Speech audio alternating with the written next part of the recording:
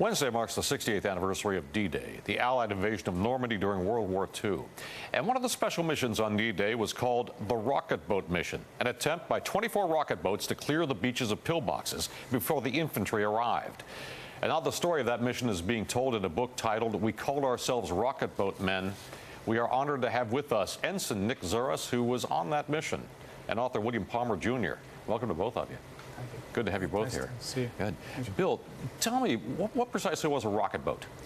Well, a rocket boat in about 1942, the Navy Department decided, in conjunction with Higgins Boat Manufacturing, that they needed a boat to go in and clear the beaches in order to, because all the infantry were getting decimated.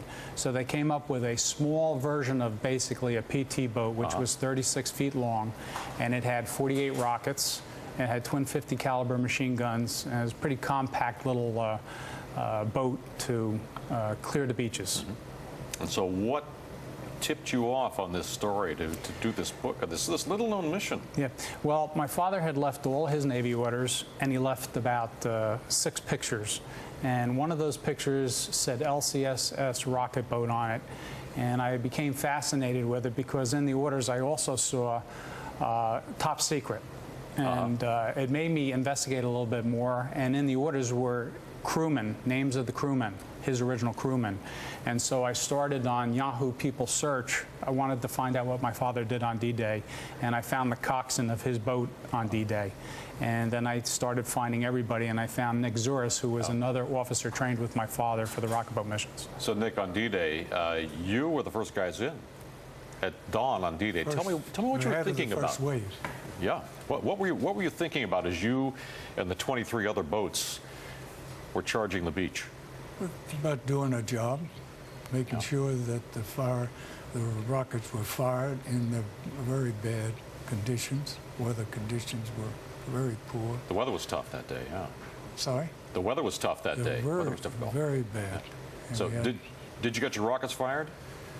We finally were able to fire the rockets at 3 different salvos of 12 salvos, 12 rockets in each salvo, and they were effective.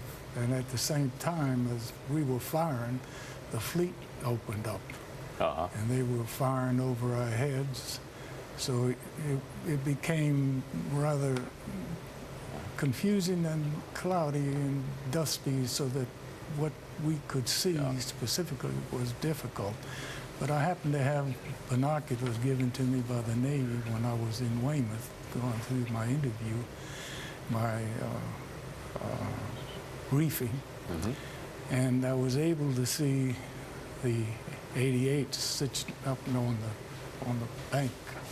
And those were the German guns, and you were shooting at the German guns, trying to knock them out, right? We were firing at the German 88, the pillboxes, the machine gun emplacements, whatever was on the beach. The fleet was firing on it.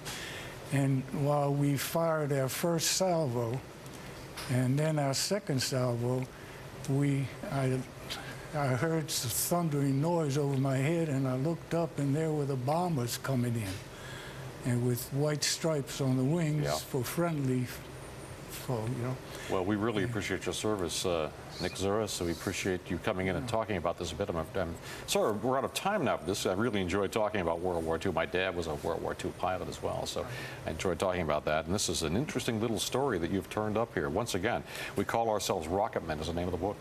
Right. Thanks for coming in. Thanks for having us. And coming up as we continue, skipping school for a very good reason.